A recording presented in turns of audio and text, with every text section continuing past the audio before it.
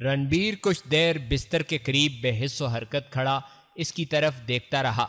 اس کی آنکھیں تشکر کے آنسوؤں سے لبریز ہو چکی تھیں۔ بالآخر اس نے جھک کر شکنتلا کی پیشانی پر اپنا کانپتا ہوا ہاتھ رکھ دیا اور بڑھائی ہوئی آواز میں کہا، شکنتلا۔ کون؟ شکنتلا نے چونک کر آنکھیں کھول دیں۔ شکنتلا، شکنتلا میں ہوں۔ رنبیر، اس نے لرزتی ہوئی آواز میں کہا۔ شکنتلا چند ثانیے سکتے کے عالم میں اس کی طرف دیکھتی رہی۔ رنبیر نے اس کے قریب بیٹھتے ہوئے اپنے ہاتھ پھیلا دیے۔ وہ اٹھی اور بے اختیار اپنے بھائی سے لپٹ گئی۔ بھیا۔ وہ اس سے زیادہ کچھ نہ کہہ سکی۔ الفاظ کا تلاطم ہونٹوں تک پہنچتے پہنچتے سسکیوں میں تبدیل ہو کر رہ گیا اور وہ ایک بچے کی طرح پھوٹ پھوٹ کر رونے لگی۔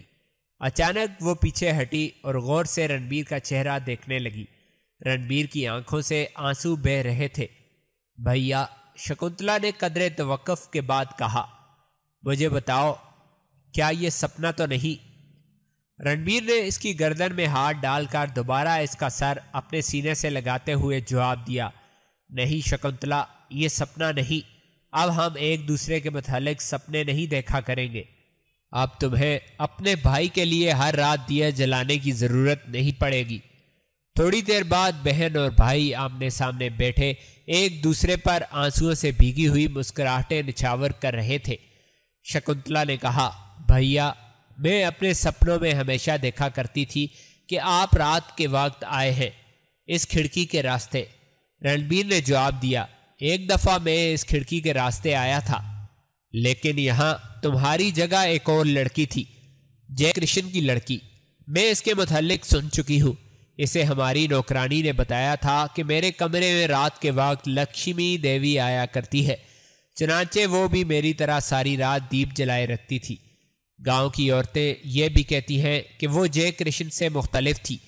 اسے میرے گم ہو جانے سے بہت دکھ ہوا تھا اور جے کرشن نے صرف اس کے مجبور کرنے پر میری تلاش کے لیے انعام مقرر کیا تھا۔ رنبیر نے کہا، شکنتلا، اس وقت میں تمہارے متعلق سننا چاہتا ہوں۔ شکنتلا بولی، نہیں بھیا، اس وقت آپ کو آرام کی ضرورت ہے، آپ بہت تھکے ہوئے ہیں۔ جب آپ سو کر اٹھیں گے تو میں پہروں آپ کے ساتھ باتیں کر سکوں گی۔ یہاں شاید آپ کو گرمی محسوس ہو، میں اوپر بارادری میں آپ کا بستر بچھا دیتی ہوں۔ رنبیر نے جواب دیا، اب مجھے آرام کی ضرورت نہیں، تمہیں دیکھنے سے تھکاوٹ کا احساس نہیں رہا، تو میں کچھ کھانا لاتی ہوں۔ شکنتلا یہ کہہ کر اٹھی اور دروازے کی طرف بڑھی۔ رنبیر نے کہا، شکنتلا ٹھہرو، کھانے کی ضرورت نہیں، کسی نوکر سے کہو میرے لیے صرف دہی کا ایک کٹورا لے آئے۔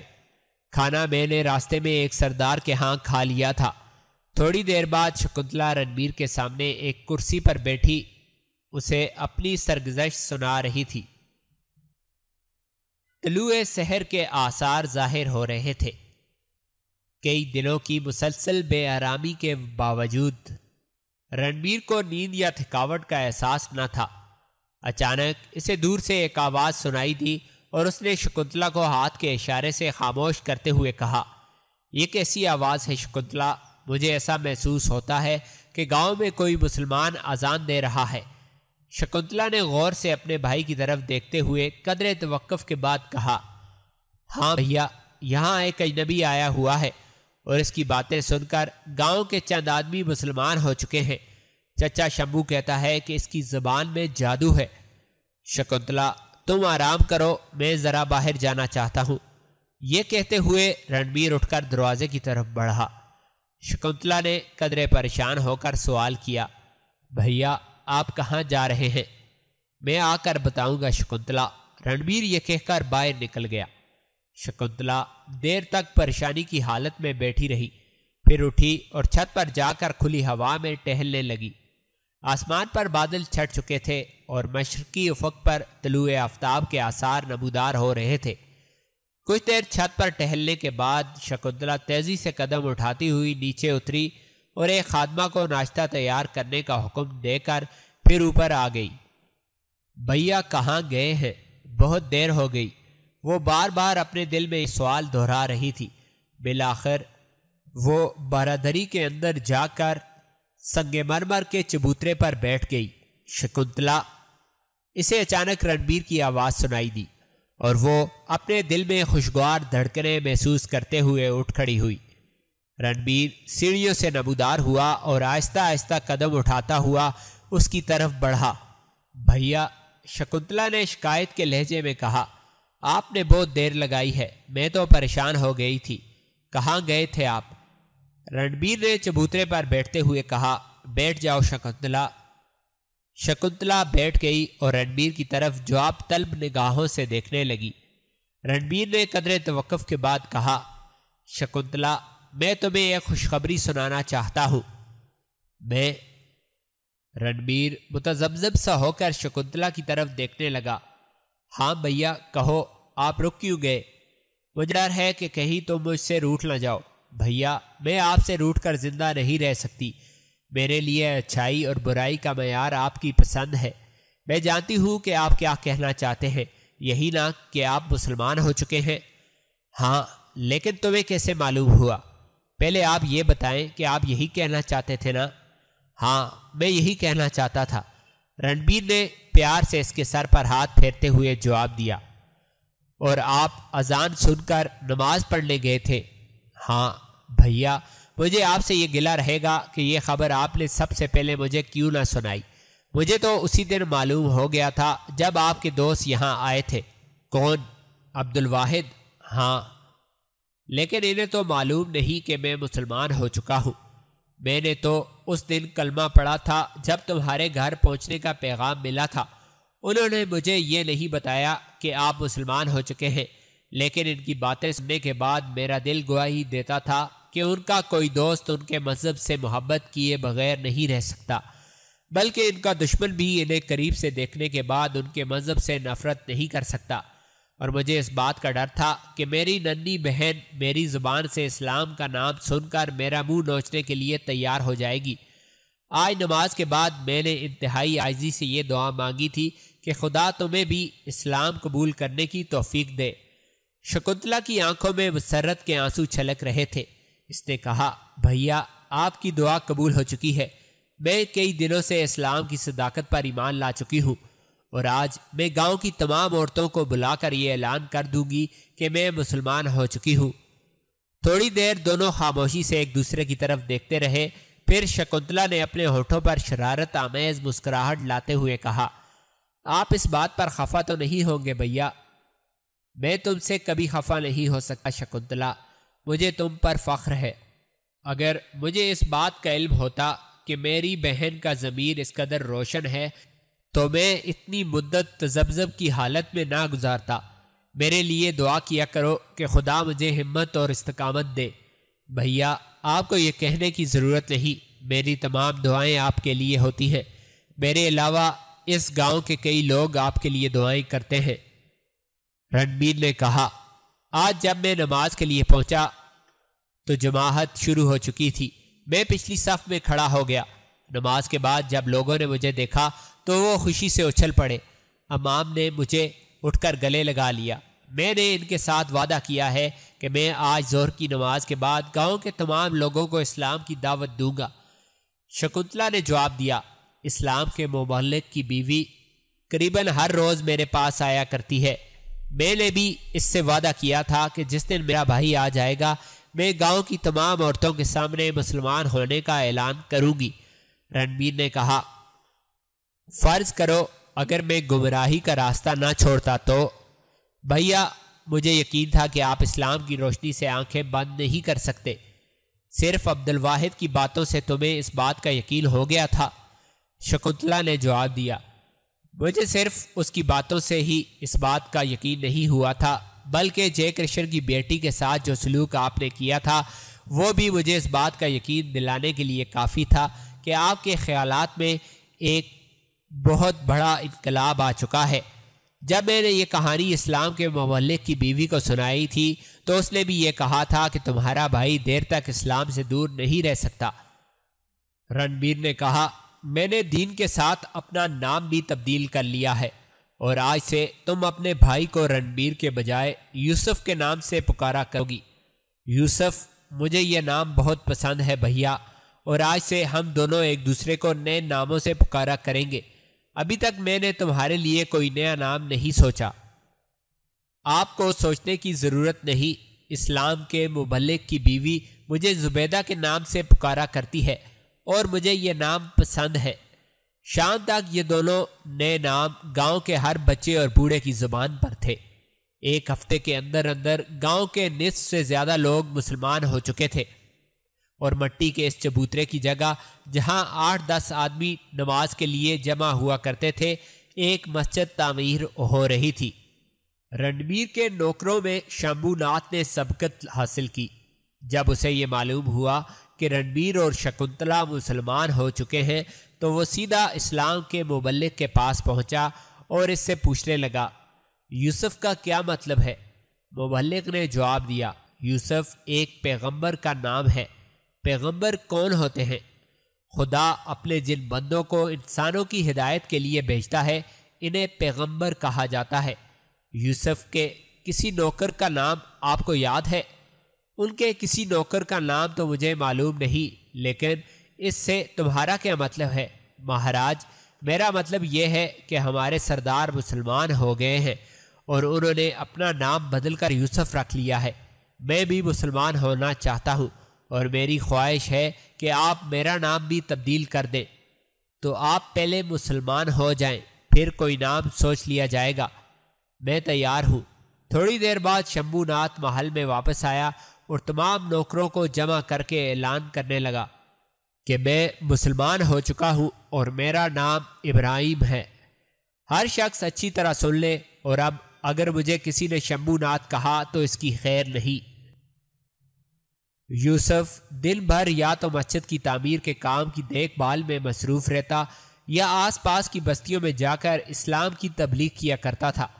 زبیدہ گاؤں کے مبلغ کی بیوی سے قرآن کا درس لیا کرتی تھی، اور گاؤں کی 9 مسلم عورتوں کے لیے اس کے محل کا دروازہ کھلا رہتا، اور وہ بھی زبیدہ کے ساتھ قرآن پڑھا کرتی تھی۔ رات کے وقت سونے سے پہلے بہن اور بھائی دیر تک آپس میں باتیں کیا کرتے تھے، پرانے وقتوں کی باتیں۔ زبیدہ یوسف کو اپنے مصائب کے دور کی تفصیلات سنایا کرتی تھی، اور وہ اس کے سامنے نندنا کی قید کے زمانے کے مختلف واقعات بیان کیا کرتا تھا۔ یوسف کی اکثر داستانوں میں عبدالواحد کا ذکر ضرور آتا تھا۔ بھائی کی طرف سے بے پناہ محبت اور عقیدت کے اظہار نے عبدالواحد کی شخصیت کو زبیدہ کے لیے اور زیادہ پرشکوہ بنا دیا تھا۔ آخری ملاقات کے بعد عبدالواحد اس کی آرزوؤں اور امیدوں کا مرکز بن چکا تھا، اور وہ مستقبل میں اس کی دائمی رفاقت کے تصور سے سرشار رہا کرتی تھی۔ لیکن بعض اوقات بھائی کی باتیں سننے کے بعد وہ یوں محسوس کرتی جیسے وہ محض سپنوں کی دنیا میں جی رہی ہے۔ وہ اکثر سوچا کرتی، عبدالواحد سرکشوں کی گردنیں جھکانے، گرے ہوئوں کو سہارا دینے اور مظلوموں کے آنسو پوچھنے اور بھٹکے ہوئے انسانوں کو راستہ دکھانے کے لیے پیدا ہوا ہے۔ وہ میری کسی خوبی سے متاثر نہیں ہوا۔ اگر میری جگہ کوئی اور لڑکی مصیبت میں گرفتار ہوتی تو وہ اسے بھی اپنی توجہ کا مستحق سمجھتا۔ ایسے خیالات سے تھوڑی دیر کے لیے اس کا دل بیٹھ جاتا، پھر وہ پہلی ملاقات کا تصور کرتی اور اس کے دل میں اس قسم کے سوالات پیدا ہونے لگتے۔ وہ مجھے دیکھتے ہی تھوڑی دیر کے لیے مبہوت سا کیوں ہو گیا تھا؟ یہ آشا کون ہے؟ اس نے مجھے اس سوال کا جواب دینے سے انکار کیوں کیا تھا؟ ایک دن یوسف نندنا کے کسی قیدی کا حال سنا رہا تھا۔ زبیدہ نے جھجکتے ہوئے سوال کیا، بھیا عبدالواحد کی بیوی زندہ ہے؟ یوسف نے جواب دیا، ابھی تک اس کی شادی نہیں ہوئی۔ زبیدہ نے قدر جرت سے کام لیتے ہوئے کہا، اگر آپ برا نہ مانیں تو میں ایک بات پوچھنا چاہتی ہوں۔ پوچھو۔ آشا کون تھی؟ یوسف نے حیران ہو کر کہا، تمہیں آشا کے متعلق کیسے معلوم ہوا؟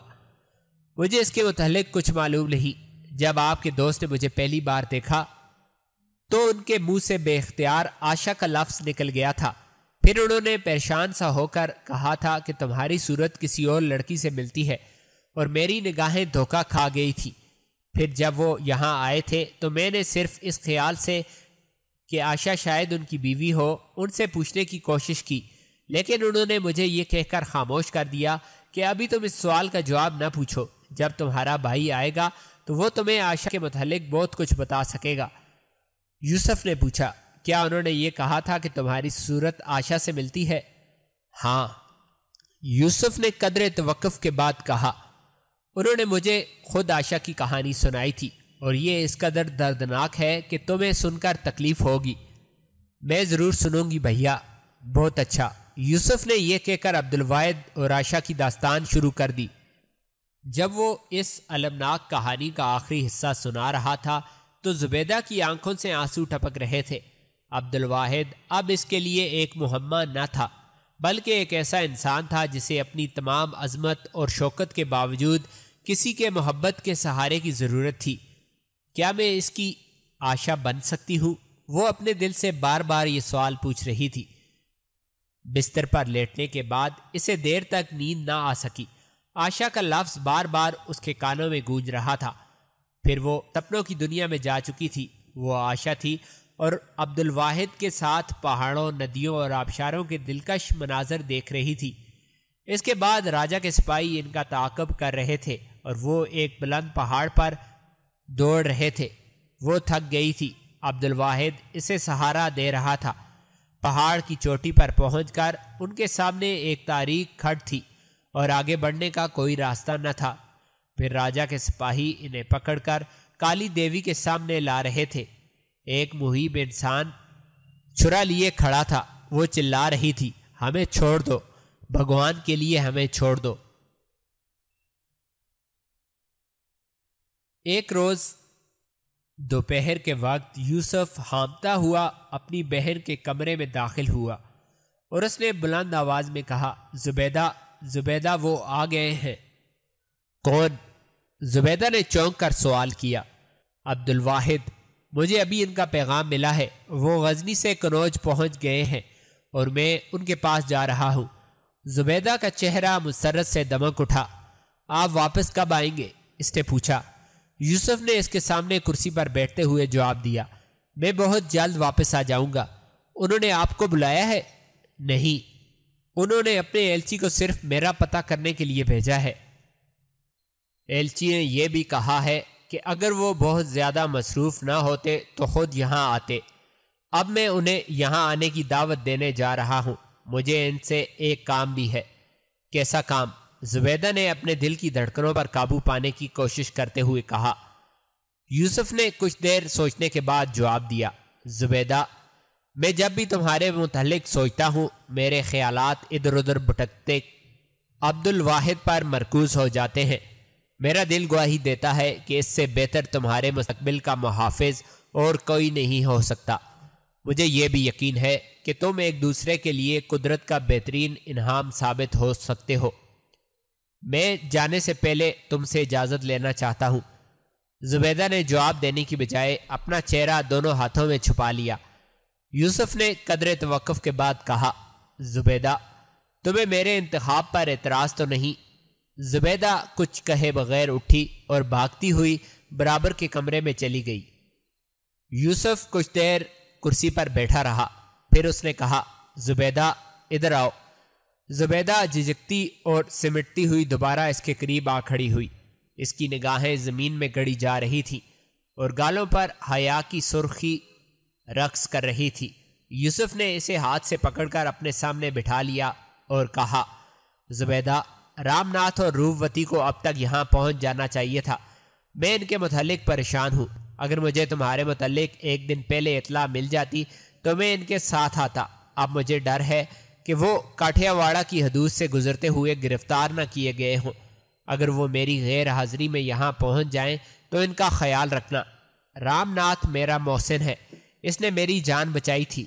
ممکن ہے وہ کامنی کو بھی اپنے ساتھ لے آئے۔ کامنی بہت مظلوم ہے، اسے یہ احساس نہ ہونے دینا کہ دنیا میں اس کا کوئی نہیں۔ آپ فکر نہ کریں بھیا، میں بڑی بے چینی سے ان کا انتظار کر رہی ہوں۔ یوسف نے کرسی سے اٹھتے ہوئے کہا، اچھا، اب میں جاتا ہوں۔ بھیا، زبیدہ نے جھجکتے ہوئے کہا، میں آپ سے ایک بات پوچھنا چاہتی ہوں۔ آپ برا تو نہیں مانیں گے؟ نہیں، پوچھو۔ آپ کو معلوم ہے کہ اب نرملا کہاں ہے؟ میں نے یہ معلوم کرنے کی کوشش نہیں کی کہ وہ سومناتھ سے کہاں گئے ہیں۔ لیکن تمہیں اس کا خیال کیوں آیا؟ بھیا، مجھے بار بار یہ خیال آتا ہے کہ وہ آپ کی طرف سے بہتر سلوک کی حقدار تھی۔ گاؤں کی عورتوں نے مجھے بتایا کہ میرے روپوش ہونے کے بعد وہ مندر میں جا کر میرے لیے دعائیں مانگا کرتی تھی۔ جے کرشن نے اس کے مجبور کرنے پر میرا سراغ لگانے والوں کے لیے انعام مقرر کیا تھا۔ اس نے آپ کی جان بچانے کی بھی کوشش کی تھی۔ نوکرانیوں نے مجھے بتایا ہے کہ اس کے آنسو اس وقت تک خشک نہیں ہوئے جب تک اسے یہ خبر نہیں مل گئی تھی کہ اب آپ جان بچا کر نکل گئے ہیں۔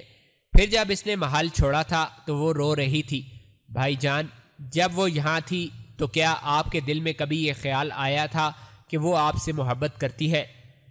یوسف نے جواب دیا، اس وقت میں یہی سوچ سکتا تھا کہ وہ جے کرشن کی بیٹی ہے، اور اب اس کے متعلق سوچنے سے کیا فائدہ؟ ہمارے راستے ہمیشہ کے لیے ایک دوسرے سے جدا ہو چکے ہیں۔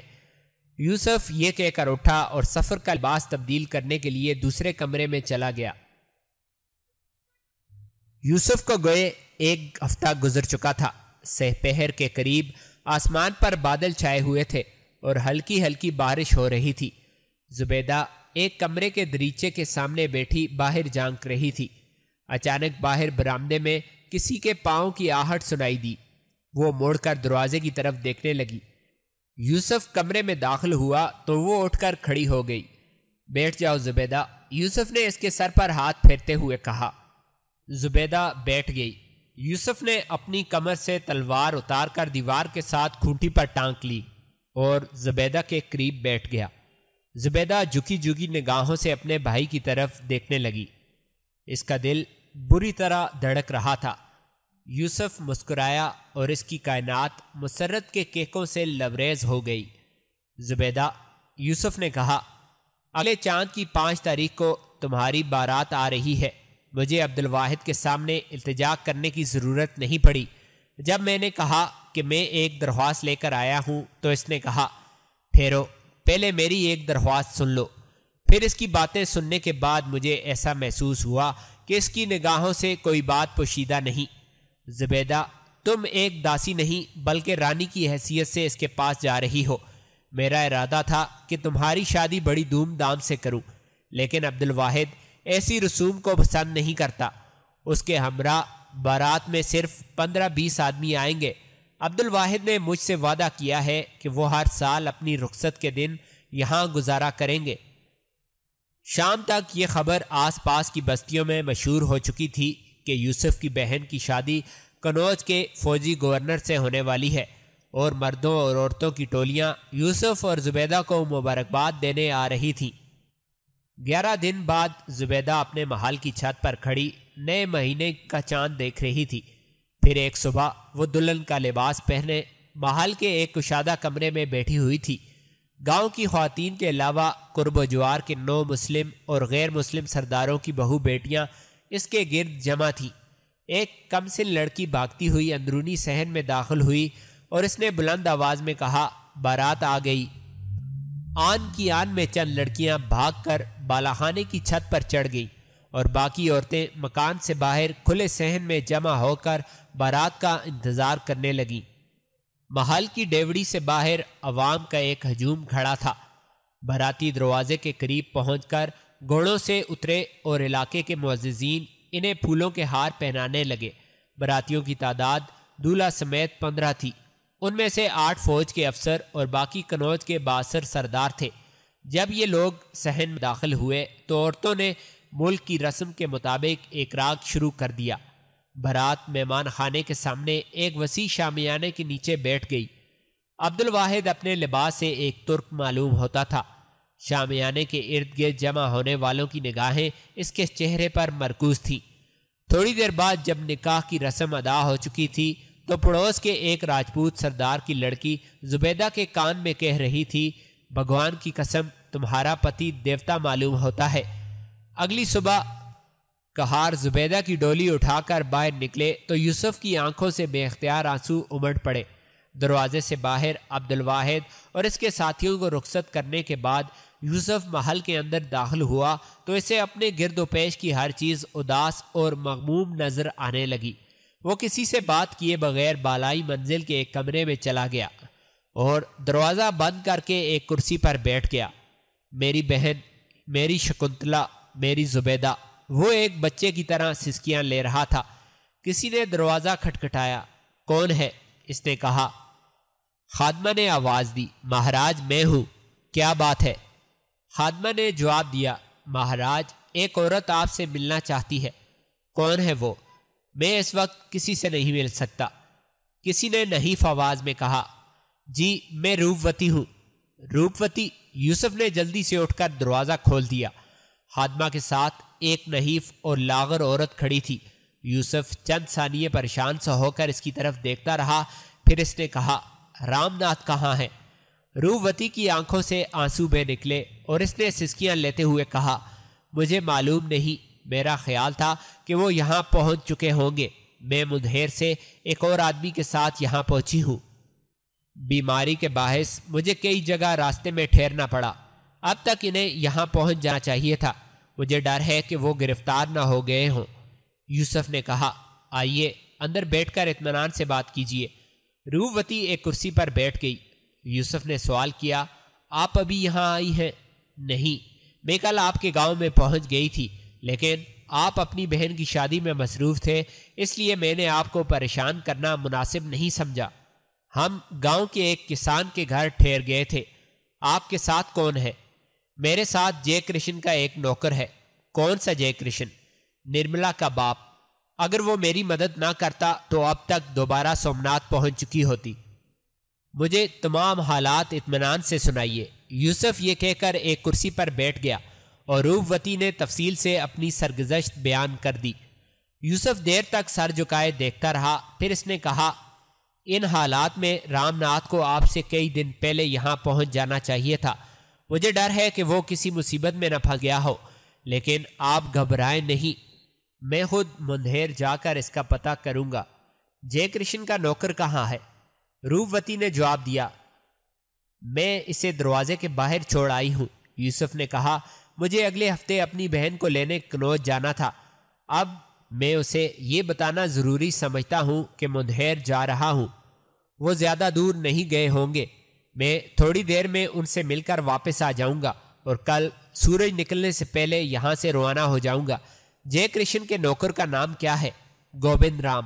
روپوتی نے جواب دیا، میں اسے مہمان خانے میں بھیج دیتا ہوں، آپ یہیں آرام کریں، نوکرانی آپ کے لیے کھانا لے آئے گی۔ یوسف یہ کہہ کر باہر نکل گیا۔ دوپہر کے قریب یوسف واپس آ گیا اور اس نے روپوتی سے کہا، میری بہن اگلے ہفتے واپس آ جائے گی۔ اگر عبد الواحد کو فرصت ہوئی تو وہ بھی اس کے ساتھ چند روز یہاں رہے گا۔ آپ کے علاج کے لیے کسی اچھے طبیب کی ضرورت ہے۔ میں نے عبد الواحد سے کہہ دیا ہے اور انہوں نے وعدہ کیا ہے کہ کنوج پہنچتے ہی ایک تجربہ کار طبیب آپ کے علاج کے لیے بھیج دیں گے۔ میں الصبح گوبند رام کے ساتھ مندھیر کی طرف روانہ ہو جاؤں گا، وہاں مجھے اس کی ضرورت پڑے گی۔ دشمن کے گھر میں۔ شام کے وقت نرملا باغ میں گھوم رہی تھی کہ اچانک گوبند رام اپنی طرف آتا ہوا دکھائی دیا۔ وہ خوف اور اضطراب کی حالت میں ادھر ادھر دیکھتی ہوئی آگے بڑھی۔ گوبند رام نے ہاتھ باندھ کر پرنام کرتے ہوئے کہا، میں روپوتی کو وہاں چھوڑ آیا ہوں۔ نرملا نے اطمینان کا سانس لیتے ہوئے کہا، تم واپس کب آئے؟ میں ابھی یہاں پہنچا ہوں۔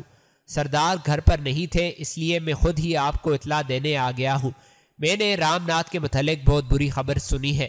اب اسے بچانے کی کوئی صورت نہیں، اب اس کی مدد کرنا ہمارے بس میں نہیں، اور تم بہت دیر میں واپس آئے ہو۔ میں روپوتی کے متعلق بہت پریشان تھی۔ اس کی بیماری کے باعث ہمیں راستے میں کئی دن رکنا پڑا۔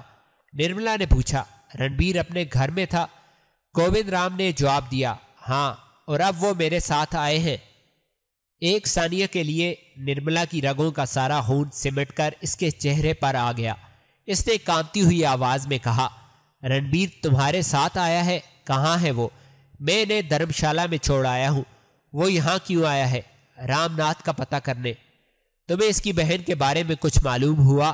جی ہاں، جس دن ہم وہاں پہنچے تھے اسی دن اس کی بہن کی بارات آئی تھی۔ اس کی شادی کنوج کے مسلمان حاکم سے ہوئی ہے۔ مسلمان سے؟ جی ہاں، رنویر خود بھی مسلمان ہو چکا ہے۔ تم نے یہ بات شہر کے کسی اور آدمی سے تو نہیں کہی؟ جی نہیں، آپ اطمینان رکھیں، میں یہ بات کسی پر ظاہر نہیں کروں گا۔ مجھ سے وعدہ کرو کہ تم پتا جی سے بھی اس بات کا ذکر نہیں کرو گے۔ میں وعدہ کرتا ہوں۔ رنویر کو معلوم ہے کہ تم میرے پاس آئے ہو؟ ہاں، انہوں نے خود مجھے آپ کے پاس بھیجا ہے، وہ آپ سے ملنا چاہتے ہیں۔ نرملا نے کچھ دیر سوچنے کے بعد کہا، تم انہیں میری طرف سے کہو کہ اگر آپ ابھی تک ہمیں قابل نفرت نہیں سمجھتے تو پتا جی کے گھر کا دروازہ آپ کے لیے کھلا ہے۔ آپ کو دھرم شالہ میں ٹھہرنے کی کوئی ضرورت نہیں۔ اگر وہ میری دعوت قبول کر لیں تو انہیں وہاں لے آؤ، میں بھی وہاں پہنچ جاؤں گی۔ گھر میں کوئی نوکر ان کے متعلق پوچھے تو اسے کہہ دینا کہ انہیں گوالیار سے میرے ماموں نے کسی ضروری کام کے لیے پتا جی کے پاس بھیجا ہے۔ گوبند رام نے کہا، لیکن اگر ٹھاکر جی نے پوچھ لیا کہ آپ اس وقت گھر کیوں جا رہی ہیں؟ وہ سومناتھ گئے ہوئے ہیں، لیکن اگر وہ یہاں ہوتے بھی تو پتا جی کے گھر جانے کے لیے مجھے ان سے پوچھنے کی ضرورت نہ تھی۔ گوبند رام کو رخصت کرنے کے بعد نرملا نے محل کا رخ کیا۔ وہ اپنے دل میں بیک وقت مسرت اور خوف اور اضطراب محسوس کر رہی تھی۔ اس کے پاؤں ڈگمگا رہے تھے۔ تھوڑی دیر بعد وہ پالکی میں بیٹھی اپنے باپ کے مکان کا رخ کر رہی تھی۔